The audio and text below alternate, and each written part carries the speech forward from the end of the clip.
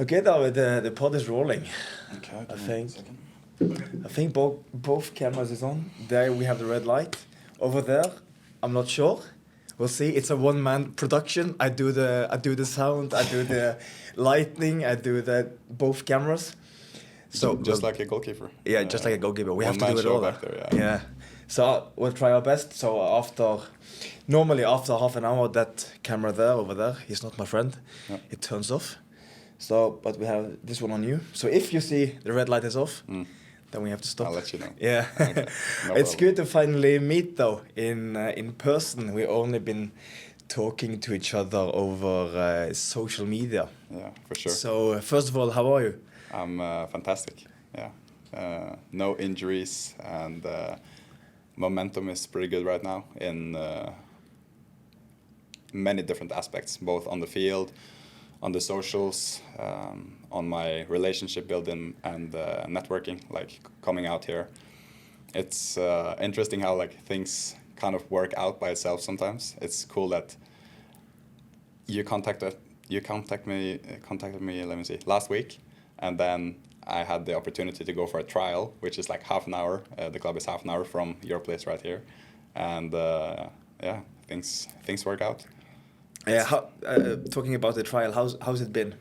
It's been interesting and not a new experience, but definitely something I haven't been used to or done a lot, because I've been in the college system and I've been moving around quite a bit, but I haven't played like full-time professional yet.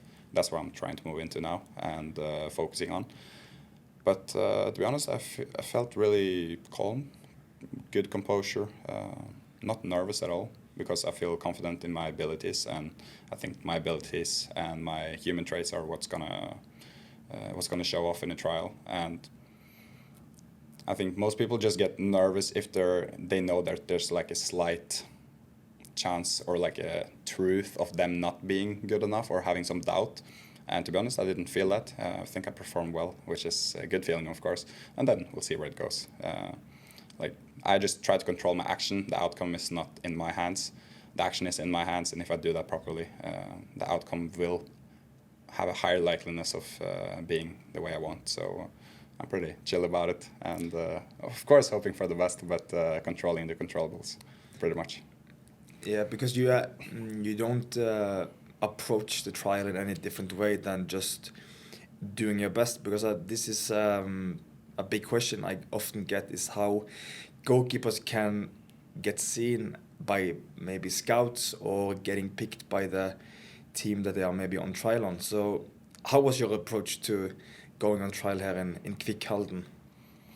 To be fair, I'm doing what I always do, because I think if I got a trial there, it's because I've done something right. And what I did right comes from the actions and the habits that I've previously had, which means if I try to do something differently now, or show up in a different way, or to do something more than usual, I don't think personally that the result would be better, because I know what works for me, and why not do more of what works? So that doesn't mean I don't prepare professionally, properly, and as good as I can, but I'm also not too like stressed about it, like drop down my shoulders. When I play, I notice that I play way better when I don't take it too serious. Like I'm a goalkeeper that likes to be free on the field, play with the ball in my feet, get pressure from the strikers, play out from the back, because I'm good at that. So why not do that at the trial as well? Do more of what you're good at. That's something that works for me. It's like a good phrase that I remind myself of, that if something has worked previously, why not do it again? Why not keep doing it? And coming to a trial as well, switching things up during or before a trial can probably cause some mental disturbance. Like it can cause you to overthink perhaps. And I'm just trying to stay as calm as possible. And I guess you have way more experience than me in this field. I'm just saying, like, this is how I approach it now. Can't really tell if it worked or not at this moment, but I guess we'll see. And it's all a learning experience anyway. It can go, the result can be as good as I want or not as good as I want, but I can still take something away from it. And that's what I'm trying to think about. Also then asking other people that has experience. For example, how have you approached trials, and listening to people that have done it previously and done well is something I'm trying to get in the habit of as well. And I think that's what our audience does as well with those kind of questions. They ask because they want to learn from people that have done it.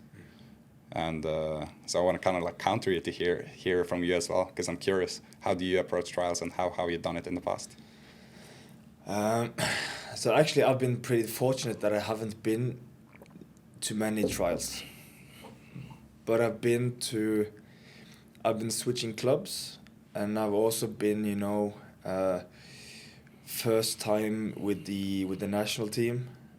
For instance, I played in every national team besides the first team. So when you come to to a session with the national team, then you might think before that you need, leading up to the camp, that you need to work on something different. You have to work harder, you have to work less, but you have been selected. I was selected for the national team because of a reason, and that's because I was a decent goalkeeper and I had some talent. And that's what I remember. My coaches also told me that you're not going there to do anything different. You're supposed to be the same goalkeeper, the same unders.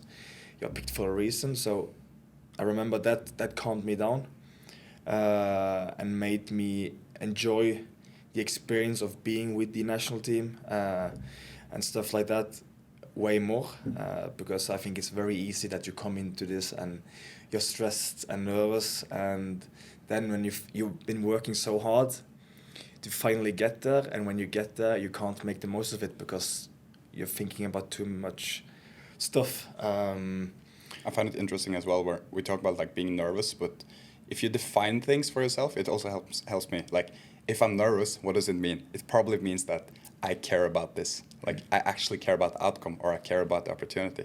So if I know I care, I think that's a good thing. Like, you can switch, I think, for the audience watching as well, if there's a younger goalkeeper that is going for a trial or trying to find a trial, if you're nervous, it means you care. Just tell yourself that. And because I care, I want to do my absolute best.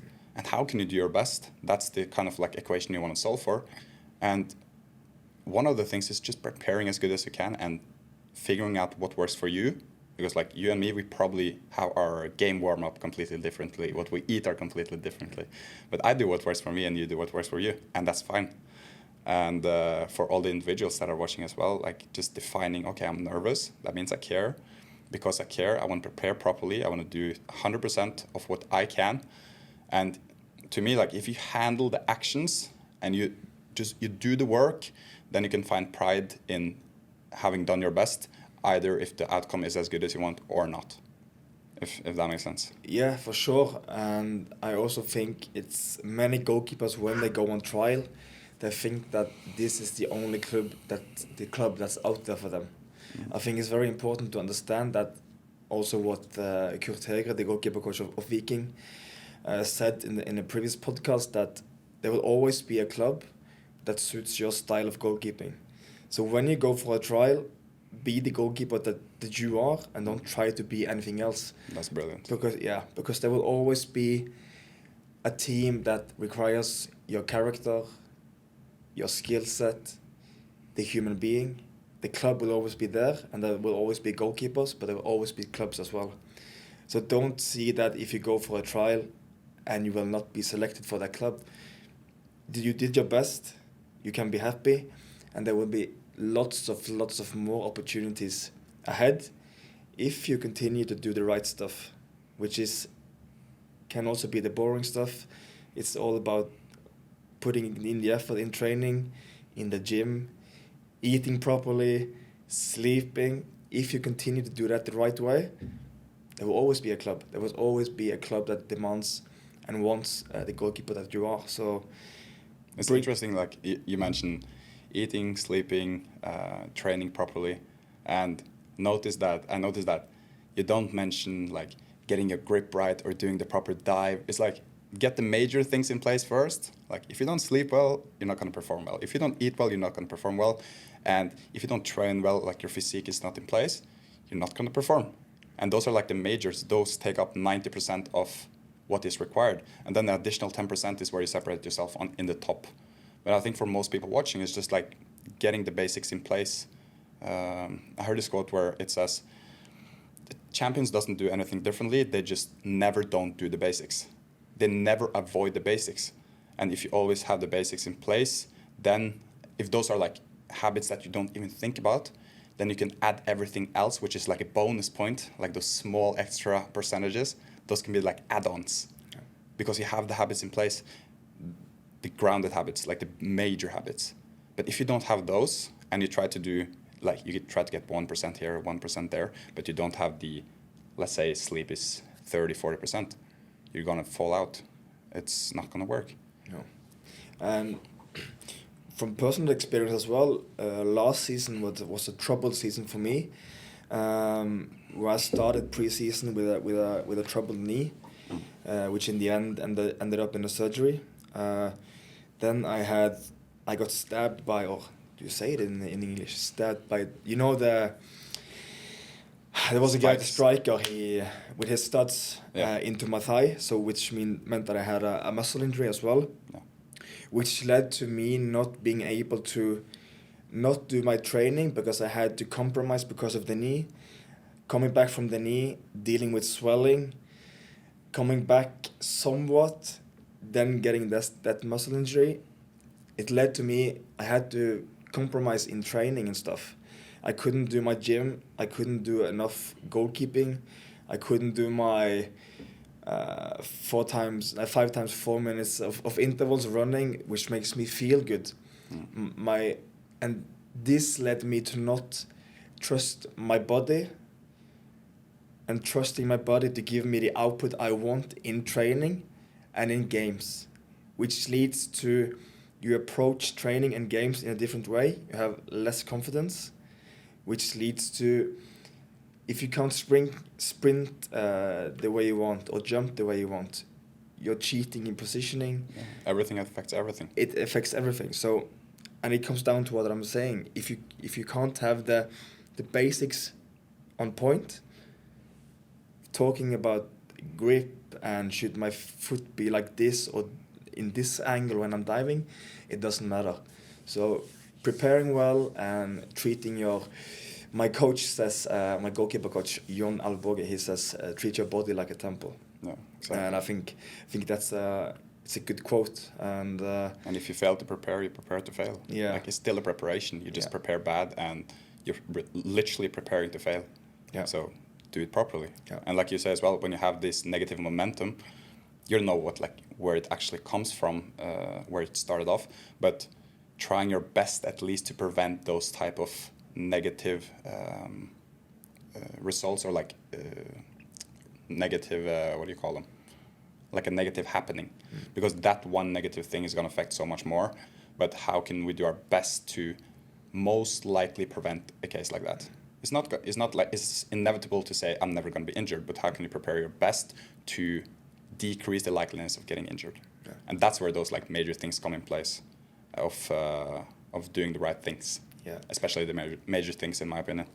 And doing the right things also, it builds confidence. It builds 100%. A lot of confidence, because when you come to a game or training underprepared, there's many goalkeepers and many athletes that probably follow us on social media that DMs me about often like self-belief and self-confidence. Self-belief and self-confidence is something that you earn. It's not something that you can just go to Rema 1000 or grocery store and just buy it. I want confidence and I want self-belief. Not for sale. No, it's not for sale. For sure not. And then it comes back to habits. How do you sleep? How do you eat? How do you train? Everything is all in preparation. And that leads to higher confidence, because you're preparing well, and then you know that the outcome is likely to be good, and it gives you confidence. So what if the outcome isn't as you want, though? Like, you prepare as good as you can, you have everything in place, and then something negative happens. How do you approach that? Even though you know you did your thing prior to it? I think it just comes back to just doing it again and stay really resilient. This is something that of course I'm still trying to work out for myself. It's a totally always a learning process. When stuff hits you, how do you deal with it? And I think it goes back to if you experience that you have a bad result, a bad performance, and you're maybe low in confidence, what's been working for me is to try and stack as many wins as possible in my life when I'm at the training ground and at the stadium, but also... What could those look like? What's it can a be... one? For me, it's never been a sacrifice, or it's never been a problem, but it can be... If you plan to sleep at that time, you sleep at that time. If you plan to eat that, you eat that. You take the omelette instead of the hamburger. That's a win. You go to bed at 10:30 p.m. instead of staying up to 1 and then be tired in the morning. That's a win. It can be, okay, on Wednesday, I know we have small-sided games in training. Okay, on Tuesday, on my day off, I know we have small-sided game. So I start already prepare my mind that for that training, I want to be at my best.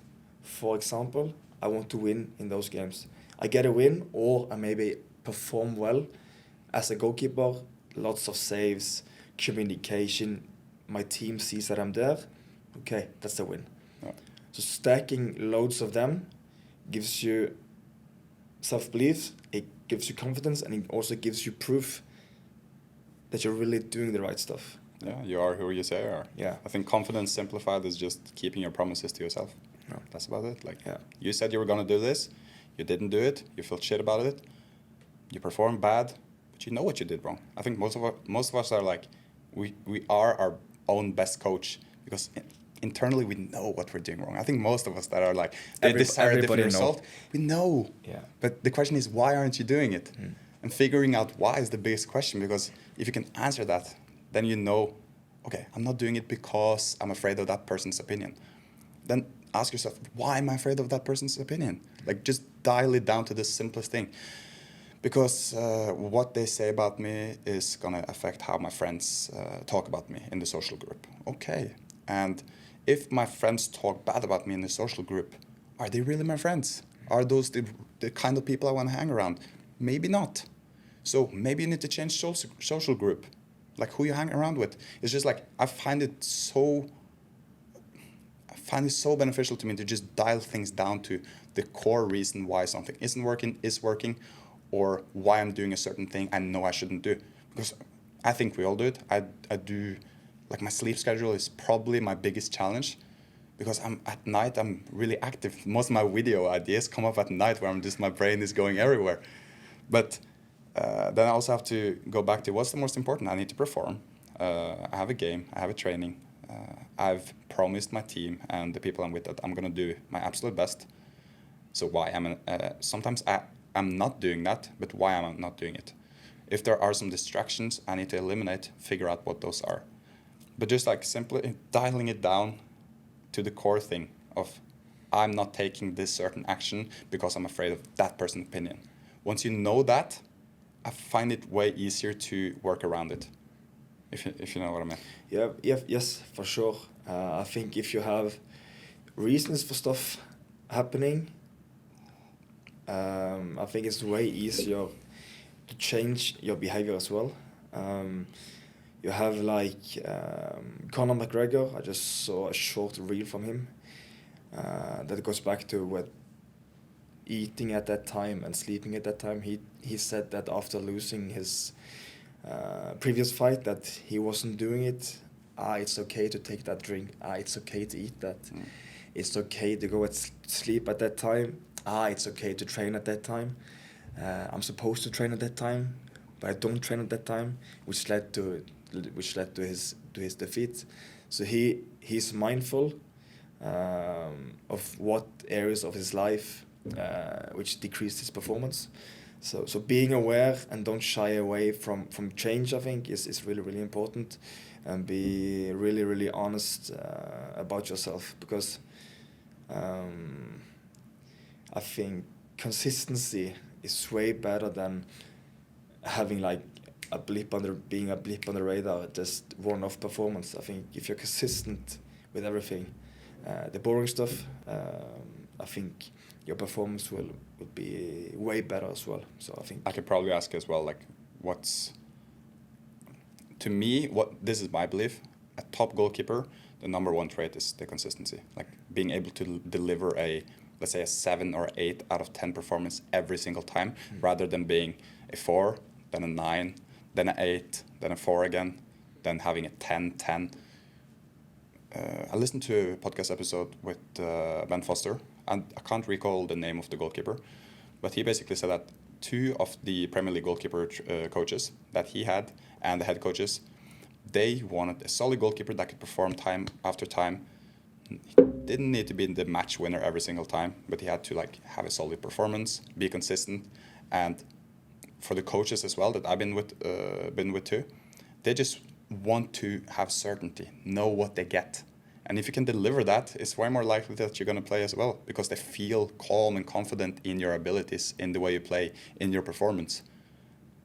Ultimately, you want to get results, and what works best for getting results? Delivering time after time. It's not like a one-time thing. How many games have you played during your career, like a pro game? It's been so many, right? Like hundreds. I think I have pro games. I'm not sure if it's over or under, but it's around 350 games I've played. Yeah, that's crazy. So, and as you say, that's what the manager and the club wants. They want consistency. And I think if you could talk about consistency, you have Jan Oblak in Atletico Madrid. He's often not talked too much about. And I think that's one of the reasons, is because his positioning is explicit. He's always in the right position. And he never does these huge blunders. He's probably done them, but it happens very, very rarely that he does that. And there's a reason why Diego Simeone wants him to be his goalkeeper all the time, and it's been in Atletico Madrid now for, it's probably 10 years at least, playing on a high consistent level in La Liga, Champions League, for his national team. So what do you see as the number one, or if it's more than one thing as well, separated between like a semi-professional or a long-term professional goalkeeper? I think it's doing the basics at a high level, and also on a consistent basis, that you do the basic stuff on a high level all the time. It's not that you train well one day and then next day you're down. And what do you categorize the basics of goalkeeping? Like what are those things, to simplify it for people? Like what do they look for? And you can like, these are the main things.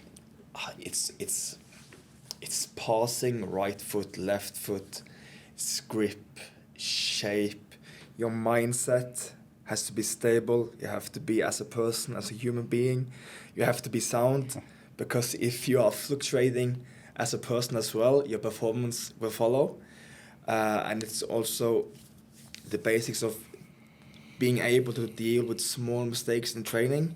It can be with your goalkeeper coach, with the goalkeeper union, or when you play games with your team. How you dive, how you grip the ball, getting all the basic techniques right, how you come for crosses, and communication is also really, really important. So doing that stuff, having that foundation, right foot, left foot, you can pass with both. You can do grip without really thinking about it. You choose the way of gripping the ball without thinking about it, and also be fast and crisp with your footwork. That's like the basics of goalkeeping. The basics of goalkeeping is not being doing those flashy saves top corner saves in the top corner. Like, sure. That happens 1 out of 100 maybe. Where are most goals scored from? Most goals, I think it's from the 5-meter area and out to the penalty spot, coming from cutbacks. So it's the winger or the fullback going down, cutting it back, and on one touch. Yeah, one touch, like quick One finishes. touch. Yeah. It happens like rapidly. Yes. Both you know, I know that the major amount of goals aren't coming from top corner shots. They're not coming from bicycle kicks. They're not coming from all these like crazy situations. But of course, when you train, most people want to train from strikes from 30 yards or like 25 meters, free kicks or whatever. But why not be really fucking good at where most goals come from? Like being a reaction strong goalkeeper that can protect your area, get the ball out. I was in Tromsø in last January, and I spoke to Jakob Høgård, and I asked him like, what's one advice, if you only had one advice to give to every goalkeeper, what would it be? Like, what's the one thing that everyone needs to know? And he told me this, like, really, it's profound, but it's also so simple. And that's why I love it. It's just, if you keep the ball out of the net, you've done your job. It's that simple. Yeah. Like, it's not really that advanced. Of course, it's nice to do it the right way and to look good and to tuck your feet together or all these like small details. But at the end of the day, if the ball is not inside your net, you've done your job. Yeah. And if it didn't look as good, it didn't feel as good. Because like sometimes we're just like, I made a save, but it didn't feel right. Yeah. But you made a save. Like, at least, okay, clap yourself on the shoulder and be proud that you did the save. Adjust next time, do better, and analyze it. Yeah. But, you know, like, okay, you save, you're good. Yeah. I find really comfort in that as well, because then I don't like over-dramatize something. I learned from Andreas Weikle as well, a saving technique that I've never tried before. Like, if the ball bounces straight to my side, you know those like awkward shots that has a bounce, it's not as far out as you want to like make a stretch and punch it, but it's also not like you can scoop it.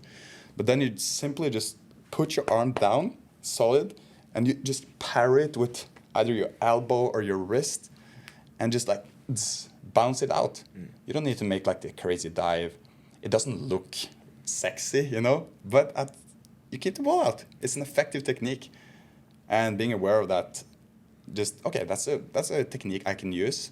People are probably gonna say that was a weird save, but if I save, good, simple as that. I think it's like a simplified way to think of goalkeeping. Yeah.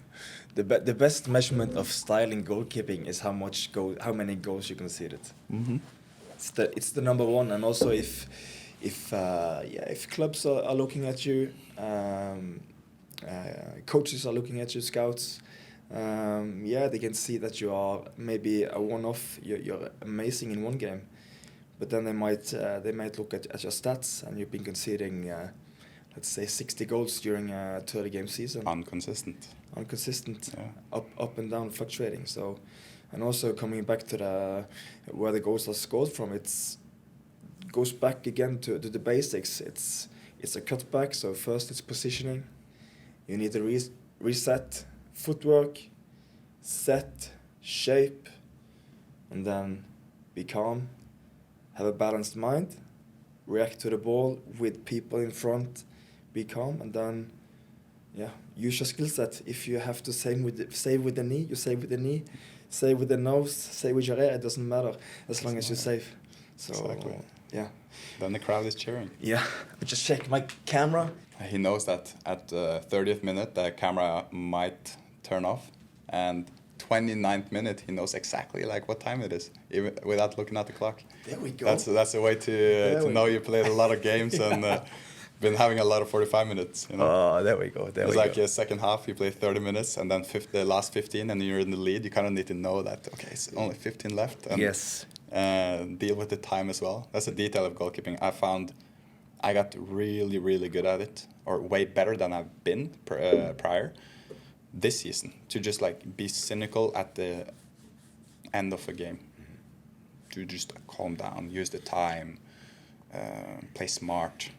Doesn't need to be flashy. It can be like clean. It can be structured. Communication, calm but clear to my defenders.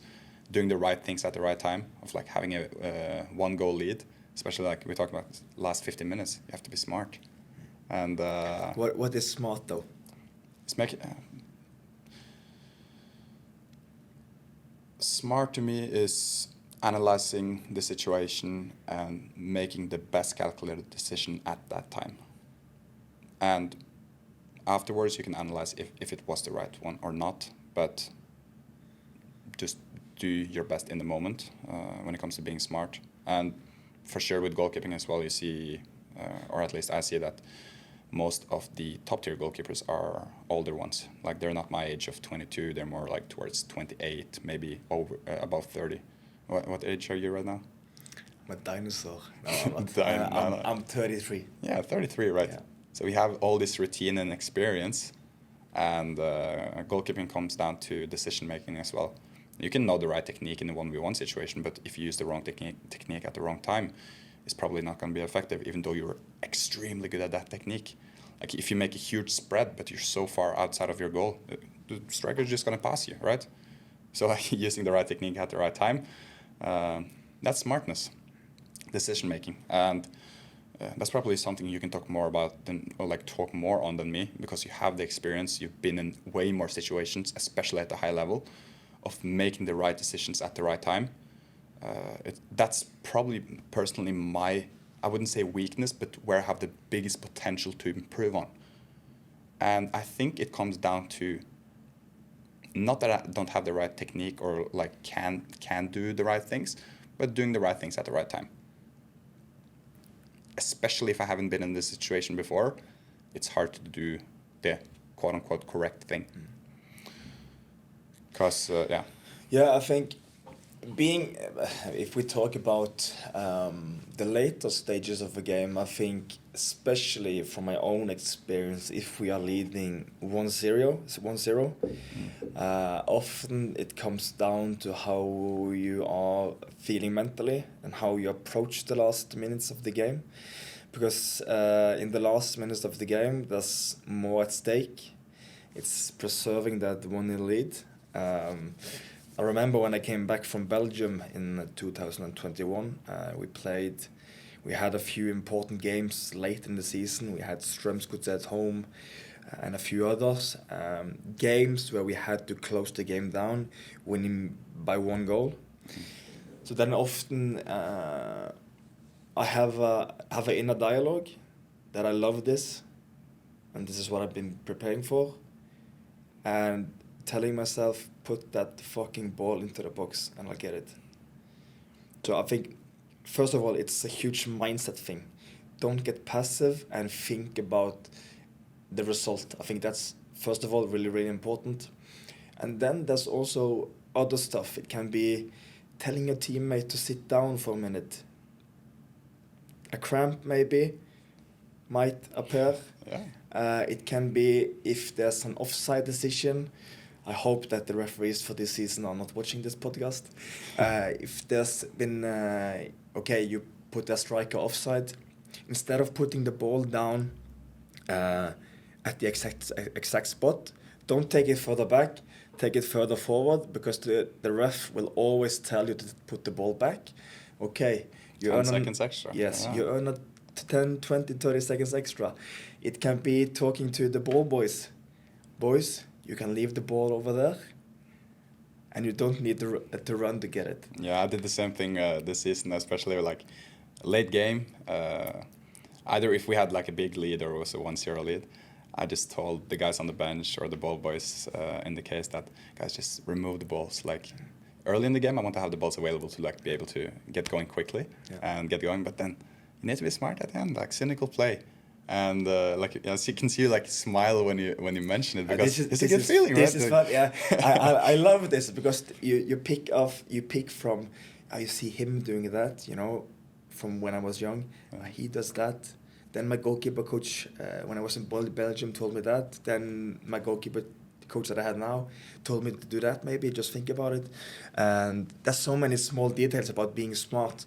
It can be, yes, your team might want to play out from the back, but maybe not be as brave and tough when it comes down to the last 10 minutes. 100%. Yeah. Especially like you're the guy in charge of the ball. You make the decision. I found it I've made way higher like mistakes overall if I've listened to like the environment and everyone around me when I had like a different decision made in my head already. Like I wanted to go long in the last minutes and they're like, no, play. And then I decide to listen to them rather than my initial thought or instinct. That's where I found more mistakes happening, because you kind of like contradict your own belief or like your own decision. Yeah, I think often if you made up a decision in your own mind, I think sticking to that 100% is the best thing. 100%. Always. Because I agree. if you made up a decision and you hear from your central defender or your coach on the sideline saying do something else, you delay the decision, you get less time of maybe performing the kick or performing the pass, which may lead to a bad pass and a bad kick, and a situation that you probably had solved in your own head. And doubt kills momentum, yes. Right? Like the second you doubt, you're not going to carry on the momentum you have, like the clear decision making, the trust in all your instincts. And the second you doubt and go like, is this right? Should I have done that? Should I do something differently? And then you get this like, just the gut feeling of something is not right. Yeah. And you don't want to kill that momentum. So what you're saying as well, just like trust your instinct, stick with your decision. Yeah. And then I'm a big fan of then dialing back afterwards and reanalyze. Should I have done something differently? Perhaps. But I just trusted my instinct in the moment. Yeah, maybe you should have put that pass to your right back, you know, a good ball, but you decided to just put it in behind and move the team up in the last 10 minutes. That's perfectly okay, and then your coach can come to you the day after you've been winning 1-0. Why didn't you play that pass? Because I felt this and that. Okay, no problem. It makes sense to them because they get your perspective and yes, and your frame on it. Yes, but if you play that pass and you don't play it with conviction, their winger pick it off, goes down the line, puts it in the box, and it's 1-1. Then the only thing they look at is the scoreboard, and it's 1-1. Yeah. And why did you play that pass? It's that black and white. So exactly. And if it was their decision, I just want to add this. It was not initially like your decision to do that but you like doubted and you listened to their decision. But when you talk to the coaches afterwards, they're going to see that as your decision. Yep. No matter if they told you to do it or didn't tell you to do it, or the defenders told you to play short or long, it's going to come back to you and it's your responsibility because it's your choice. And you have to own it, either if it actually was what you wanted to do or not. So just keeping it simple and just trusting your gut feeling. Like, this is what I'm going to do. Commit to that. Do it 100%. It's not going to work out every time. Of course not. But you will actually be able to back it up later as well. You can say, okay, that was my feeling. Yeah, for sure. I was wrong. Really. But, yeah. Really, really important. And it doesn't matter when you sit in the dressing room and you've been winning 1-0, the coach does not put any emphasis or any energy on you not putting the ball to the fullback or to your central defender. Yeah. He will come and hug you and kiss you and say well done for keeping a clean sheet. So, for sure. Yeah, in this business, I think it's really, really important to be aware of that results. They trump everything, absolutely everything, and you can be the most professional goalkeeper and do everything right and etc. But if you don't perform and deliver the stuff on the weekends or in the midweek with cup games and stuff, I think it doesn't matter. Results are loud, words are silent. Yes, and there's plenty of guys that I've met during my career that they don't live like an athlete at all, but when it's Sunday and it's game day, they give the teammates, the coaching staff, club supporters, they deliver 100%, and that's what people see. That's what people at social media see, TV, newspaper, match of the day in England. That's what they see. They don't see the preparation going from Monday to Sunday. So it's really important, even though you feel like you're doing everything right and you're the good boy and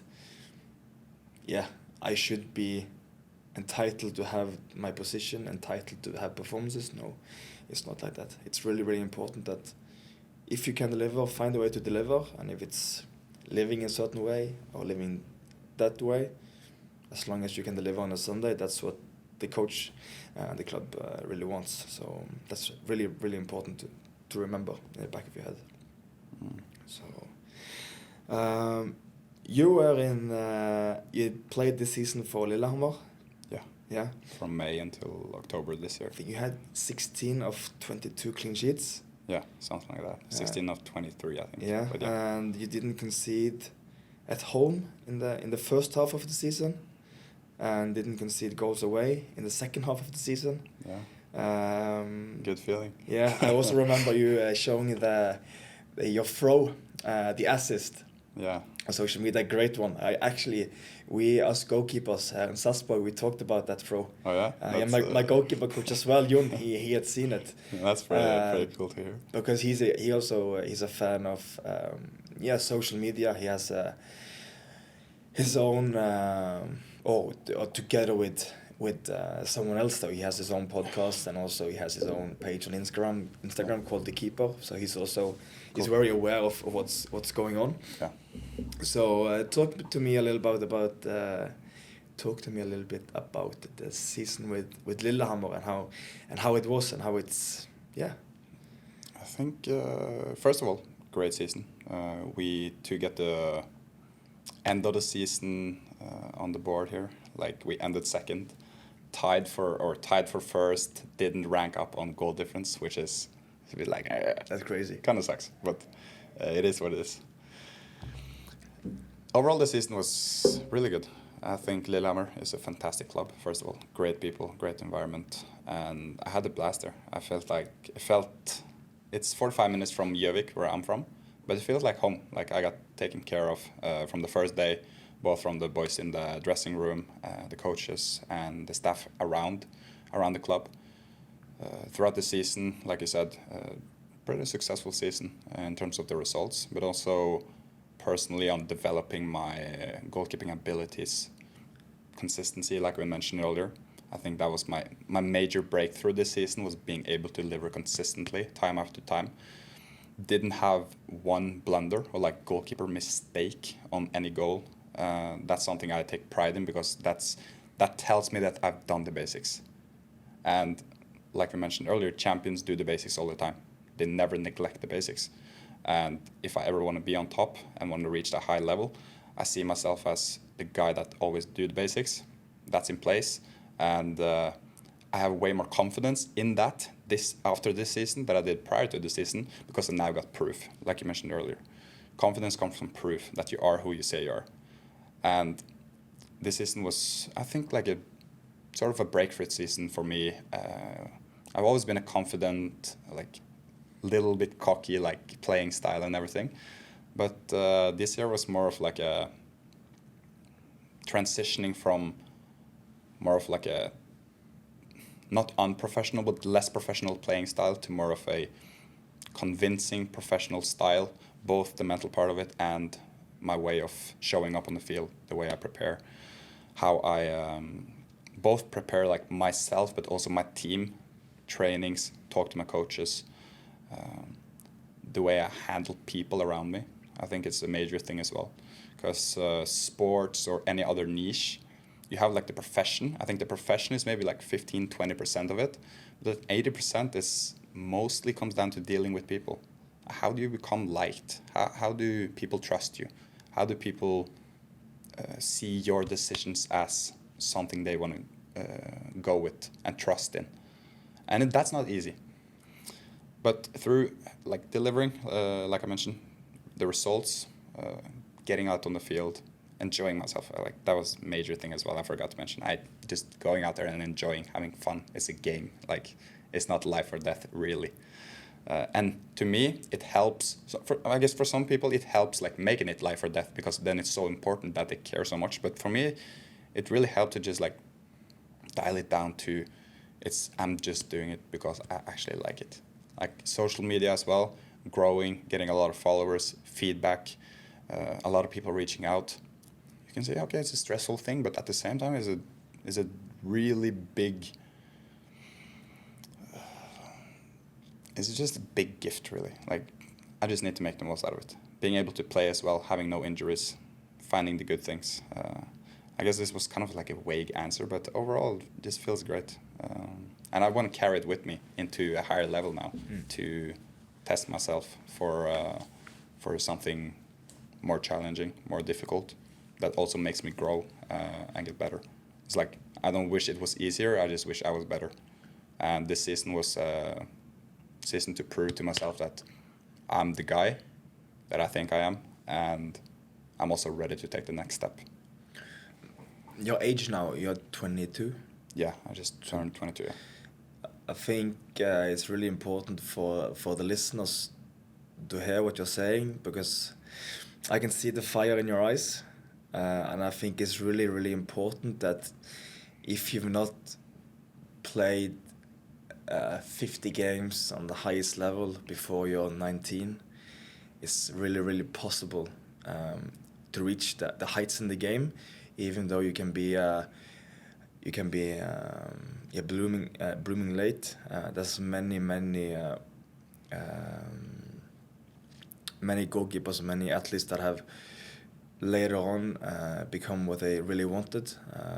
I am an example of that as well, that many of my teammates on the national team, you had Håvard Nordtveit, Jo Inge Berg, who I'm now playing with in Salzburg, Stefan Strandberg, like many big names, good names. They were playing in the Tippeligaen, it was called that then, Eliteserien, when they was 17, 18, 19. And I was on the bench, not even on the bench for Viking. Then, just to make the story short, I moved to Bryne. I was there on the bench for a season and a half. That's called Obos-ligaen. Played 170 games there, 180 I think. So I was 26 until I got my debut for Sarpsborg in Eliteserien at home against Stabæk. So many people ask me if I'm not in an academy when I'm 16, can I be a pro? I think those are like limiting beliefs. Yes, it's not either or. Like you're not there. Oh, because I'm 22 and I'm not a quote unquote professional yet, does that mean it's too late? No. Why? Like, who tells you that, and what makes that true? Yeah, I think it's really, really important to believe with hard work and doing the right stuff that it can happen, and have that fire inside you and the belief in yourself that it can happen. That's the most important thing. So, yeah, for the people listening, if you're listening to David, that he really wants to go for it. He's developing himself as a human being, as a goalkeeper all the time, and yeah, then it's possible that it can happen, because coaches, clubs, they look at what kind of character you are as well, and not only what you can perform on the pitch. So, like Kurt Hege told me, is a small detail is the way you are on the pitch, and also the character you are. When you play a game and you concede a bad goal, how do you behave after? This is a big one for scouts, big one for coaches. Do you crumble? Do you look down on the pitch? You hide? You get small instead of, okay, it's happened, but it's focus. I go on. Then they see that you have a character.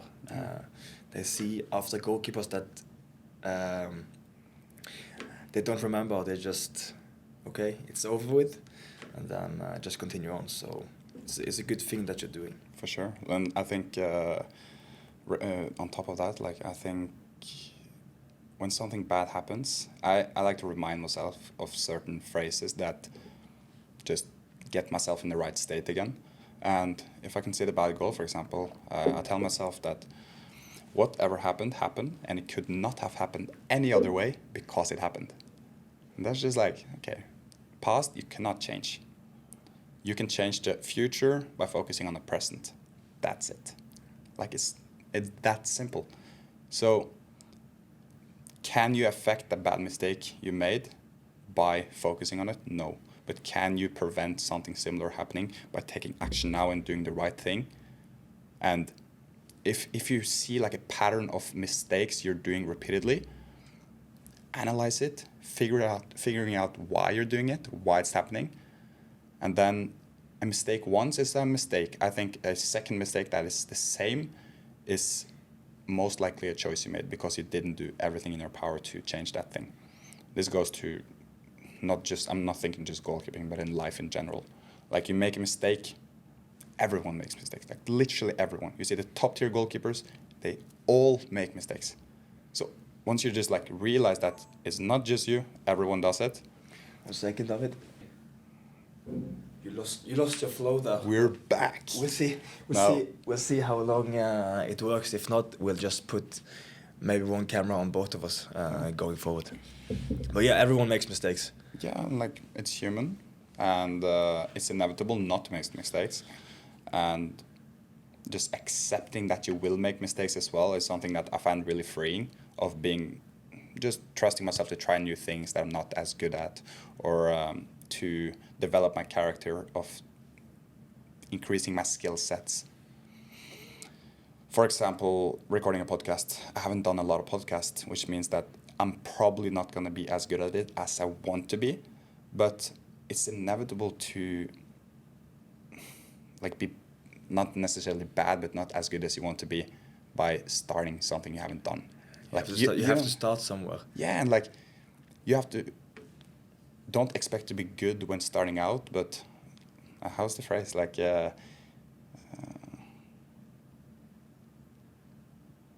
don't have to be great to start, but you have to start to be great. Like, that's it. Simple. Yeah, it's simple, but I find it freeing. I enjoy those kind of like phrases, and I repeat it to myself, like the things that work for me. Yeah. And especially when like everyone can be great when great things are happening, when you have positive momentum and things are flowing and everything is great, then sure, you're like, everyone loves that. Yeah. And it's easy to talk about how you turn a negative situation into something positive, speaking about it, yes, but how do you actually do it, and what works for you when it happens? That's something completely different. Yeah. What I'm trying to do just with my socials, when talking to people I know that want to listen to me, or is asking for advice on something, I'm just trying to tell them, to everyone, what works for me, and hopefully it works for you. I think that's one of the biggest secrets, if you call it the secret, of my success on social media early on as well, is that I didn't try to be someone else. I just told people that this works for me, and hopefully it works for you as well. If not, that's fine. How was playing college football in the States? Please tell me about that. Those years. How many years were you there? Yeah, I was there 3 years in total. So from starting off, it was the kind of a rough start, to be fair. Start off in early 2020, and I just finished high school. Had to make the decision between, am I going to the military? Am I going to keep playing in Norway? Am I going to go study somewhere in Norway, abroad? And the decision fell on college. Sounded like a cool opportunity, something that was a bit different. I think walking the path less crowded is something I have always been like pulled towards, and I see most of my friends going the typical route, and okay, why not take a leap of faith and do something different? And I don't regret a second of making that decision. It's definitely been like tons of ups and downs with college. But it's developed my character a lot, the way I see myself, and I've grown tons from those 3 years. And so yeah, it started off 2020. It was a bit of a hectic start because we had COVID at that time. I think it was 2 weeks after entering the US. Ended up in isolation on a hotel room for 10 days alone by myself. Having online school in English, which I hadn't done prior, having to do all my assignments in English, watching a screen, singing in a hotel room in Pennsylvania, and just like, what am I doing here? Didn't make too much sense at the time. The season got cancelled at the beginning, which was like a downturn, nothing great, but yeah, that year kind of passed.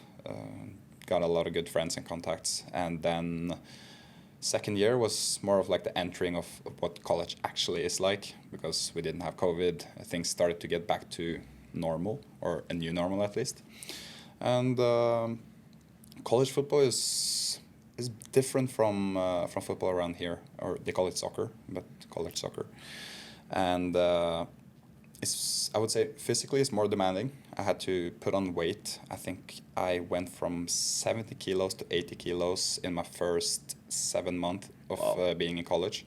A lot of like physical work. I also told you in our break now that I went vegetarian actually for 9 months starting out in college. And a lot of people are worried about being vegetarian of losing weight, but I actually gained a lot of weight because I could eat way more and still feel light, which was a big benefit. So doing the gym work and eating a lot, that helped me increase my muscle mass, grown more into like a man in the field.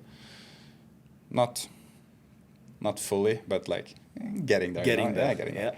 And so more physically demanding, I would say. It's tactical, but not as tactical here in Europe. Maybe not as developed, the system and the way of playing, the style over there, but it's definitely getting somewhere. It's huge. Like our team was mainly international, so I think we had 3 or 4 Americans on our first team, and the rest of the squad, like 20 plus players, were all international. Okay. From pretty much every continent. We had Brazilians, we had Spanish guys, we had the Scandinavians like Swedish, Norwegian. And so you get a mix of everything pretty much. And so yeah, that was like a crazy personal development journey, first of all. School combined with playing football, but also being more independent. City is interesting. Yeah. And yeah, just being more independent, developing myself. It's at that time I got into more of like the personal development space of realizing that pretty much everything in life is in your own hands, and it's what you make of it that's gonna ultimately lead to your outcome, your results, your happiness, and everything like that. And yeah, So it sounds to be completely honest though, my career, if you talk like football wise, was not a big success on paper at least. Didn't have too much trust with the coach. Maybe my first impression was a bit of like a cocky and not uncertain, but a bit individualist going into it, and that kind of like started me off on the wrong foot. Didn't get too much trust by the coach, which also affected my confidence in the field. It kind of led to like a slightly negative momentum throughout college. But it also did help me grow on so many other fields, and just like realizing I need to take extreme ownership of it. Because if the outcome was led by me doing something, I can also be the one that changes it. And that's why I think like showed during this season that I can actually turn it around into something good. I've grown a lot from it. And social media, like the non-stop goalkeeping page, actually came from me being benched that was the second year of college. We had a 27-year-old Argentinian goalkeeper come in, and he took the first place. I was second goalie. Actually got told I was third goalkeeper at the beginning. Then the other goalkeeper, the second goalie, quit. He flew back to his country to do something there. And I was like, not satisfied with being on the bench. I want to play. I want to like show where my potential actually is, like how good I am. And I remember just thinking to myself, being a bit frustrated, like what am I good at? And I kind of like already started my first year on with like a social media page that didn't take off at all, but I just learned speaking to the camera, developing my vocabulary and my English, being comfortable speaking in public, all that kind of stuff. And it was called 6 months to champ. I just every day made one post about how I developed, got better. And that kind of led to me figuring out that, okay, I wanted to do a goalkeeper page my second year, because I was benched. I was kind of like frustrated, but I knew inside me that goalkeeping, I'm good at this. Like I know this, and I can share it with the world. So that's pretty much where it started. And even though like the college career wasn't a huge success, there were so many small and big successes and victories coming from that, because I chose to make something out of it. Really, really interesting, because to the ones listening, there's many that have asked me, sent me DMs and asked if they should move to another country, to another city, away from family at a young age. Ultimately, you have to do what's right for you.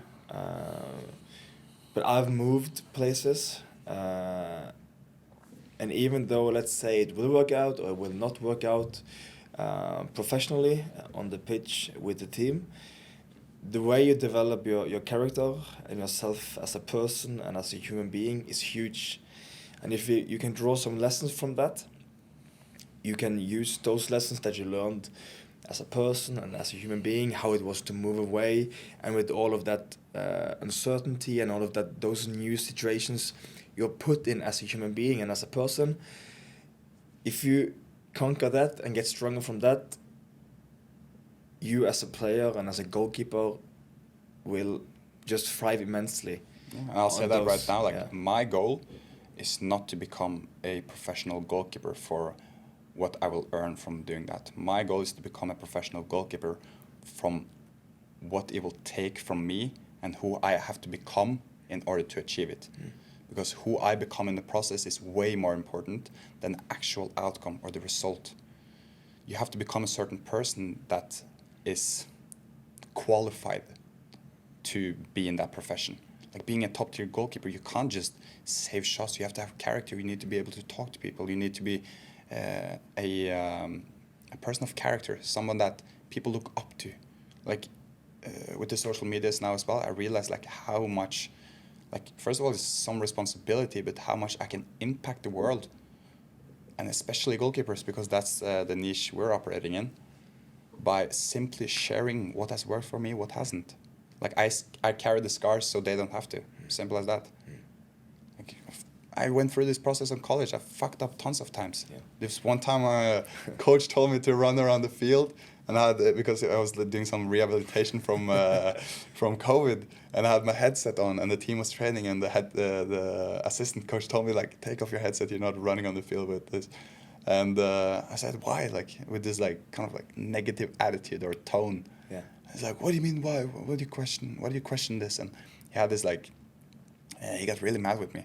And me, with the attitude I had back then, came around the second lap, and I asked him, like, are you happy now?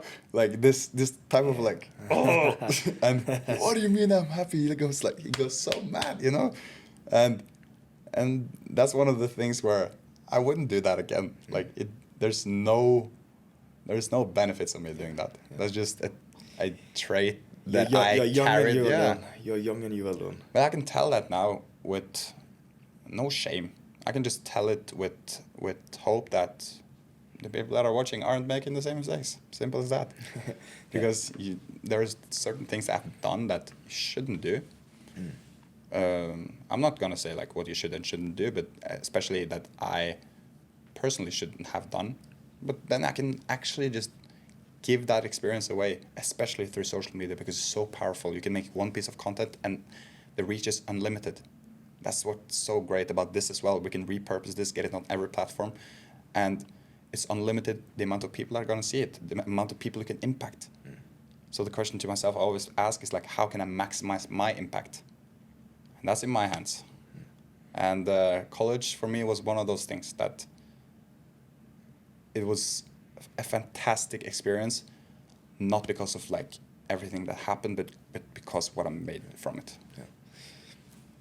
And also moving away, it can, if you're a young boy or young girl, then you have an offer from another club or from another maybe college or university, and you know maybe you're contemplating doing it. I think if it feels a bit uncomfortable but exciting as well, you should really jump on it, because you never know what kind of experience you will have from it.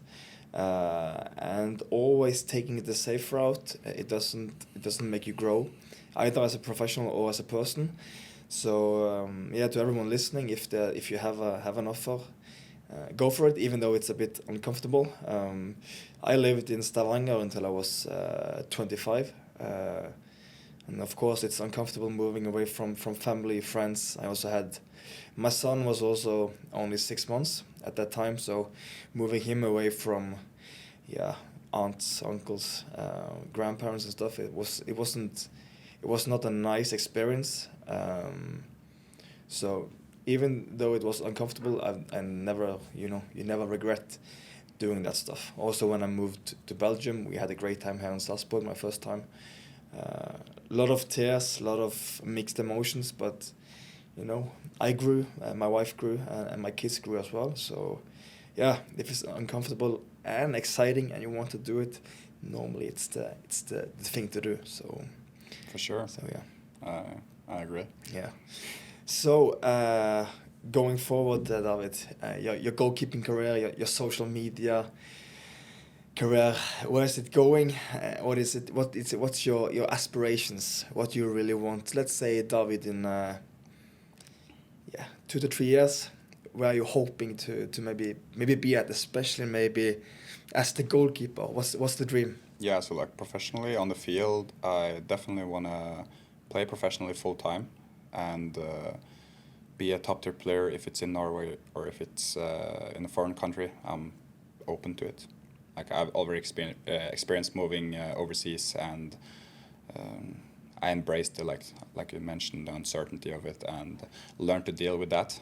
And I think that's also something you develop. It's not like you either you know it or you don't know it. It's just like how good can you get at it. And when it comes to football, my goal is just to be as great as I can be. And I believe that initially getting to the top level in Norway is one of my main goals.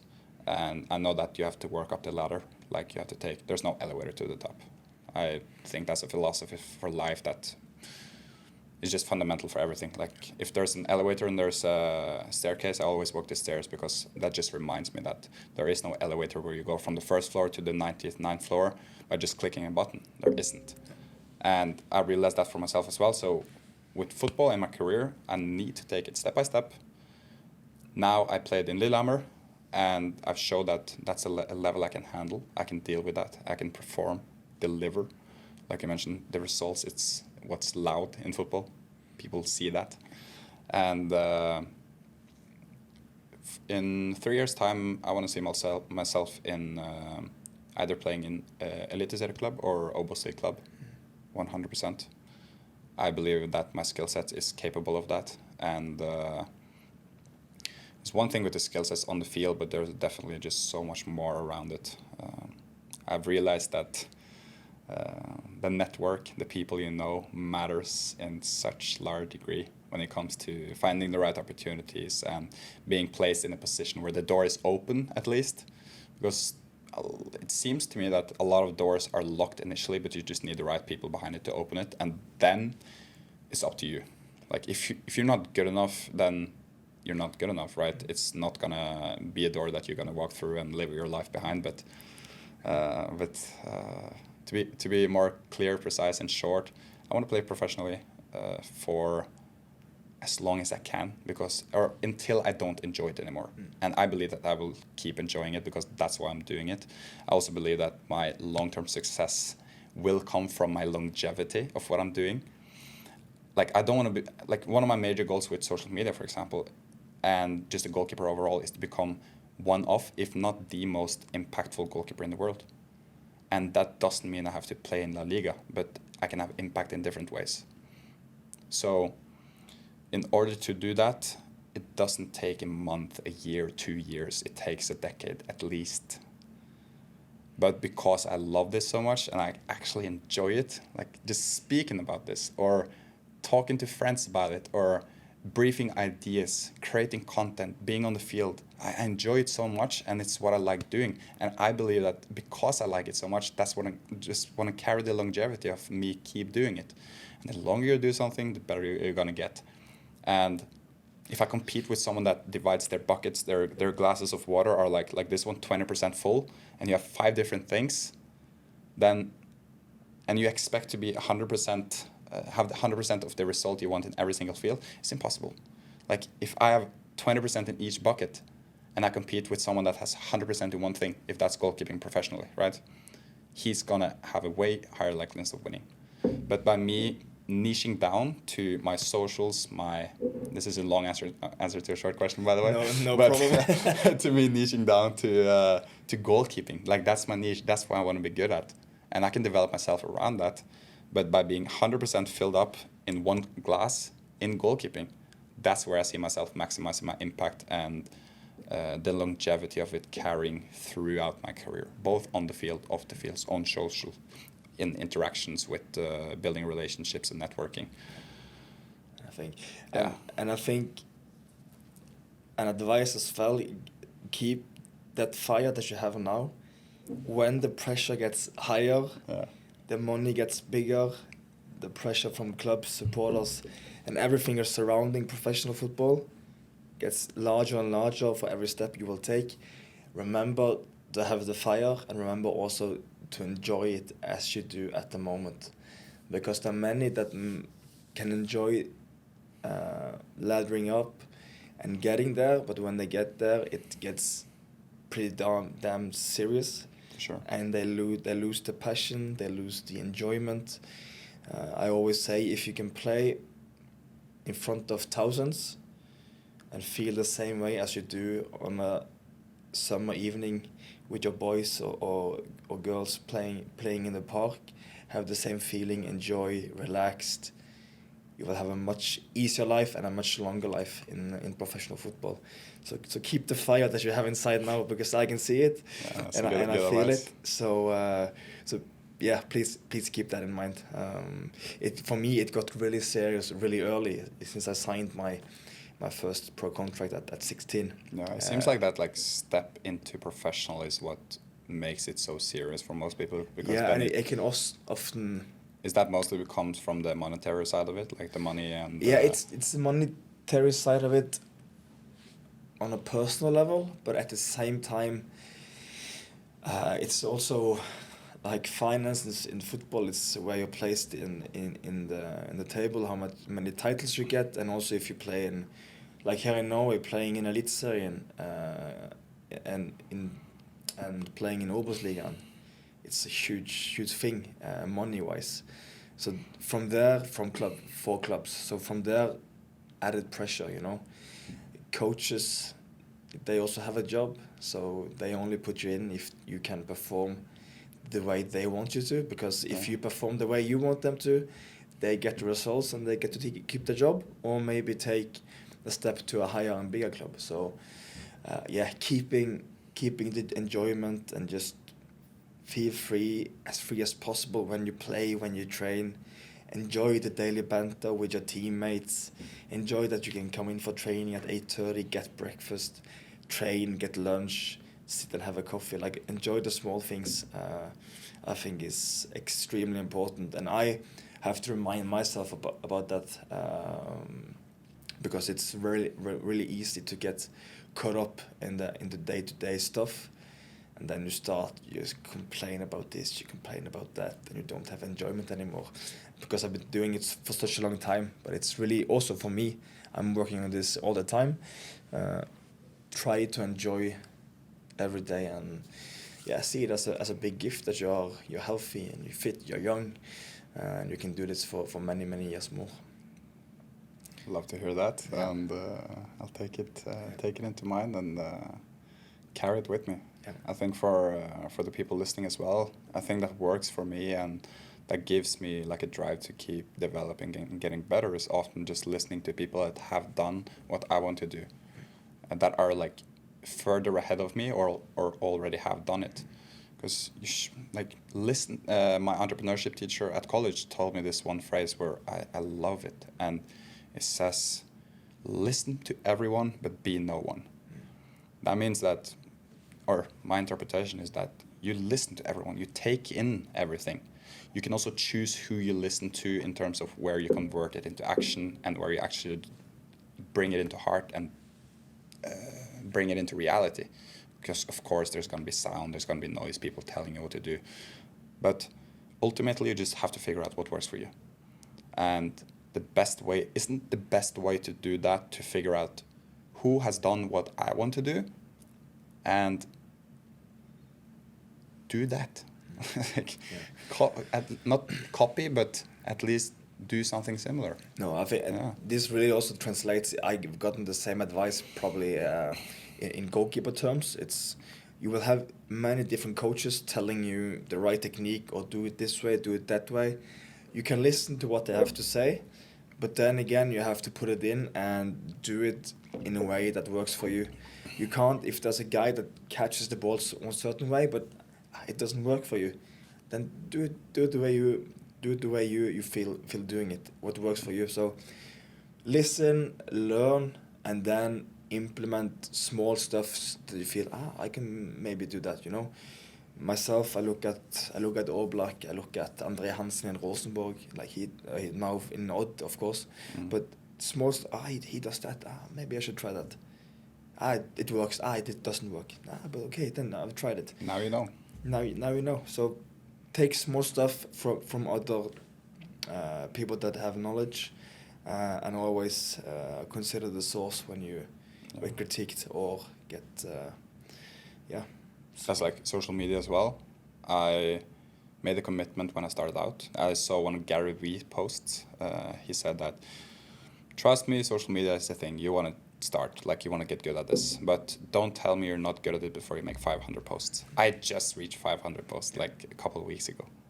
And I wonder how many. It's literally been life-changing.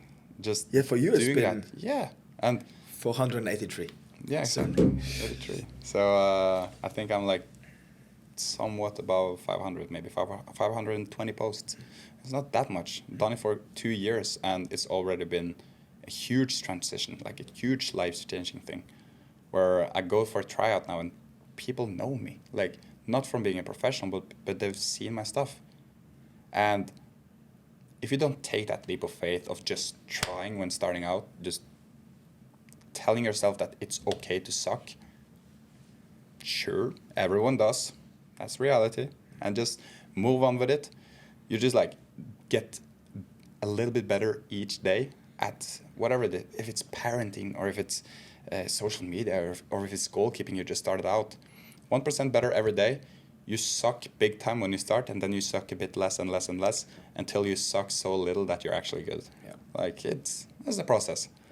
But just facing the reality of there isn't really anyone that starts out with something they haven't done and they're really good at it. And if there are someone like that, great. But for most people, it's not, you know. Mostly that's cool. It's not, that's fine. Yeah, it's fine. Like, it's fine. there's no issue with that. No. David, thank you for coming on to the GOA Podcast. It's been a pleasure. An hour and a half. Solid. Had a blast. Thank you. Appreciate you having me, and No to everyone listening as well. Tune in on Anders' content. It's amazing, and providing me with this opportunity as well, this platform to just share my thoughts and tell people who I am and what I stand for, where I want to go. It's a blessing and something I really appreciate. For me, so thank you a lot. No problem. I'm really happy to. I go by what Joe Rogan says. He wants to lift other comedians up. That's why he's always been doing in his own career. So me trying to lift other goalkeepers and other persons on my podcast and in my channels, it's just I'm really happy to do it. So your success is in direct proportion to what you serve. That's an equation you can live by. Like what you serve, you shall have. Yeah. The more you serve, the more you'll have. The more you give back, the more you get back. Like, that's it. Good note to end on. Good stuff. Perfect. Peace.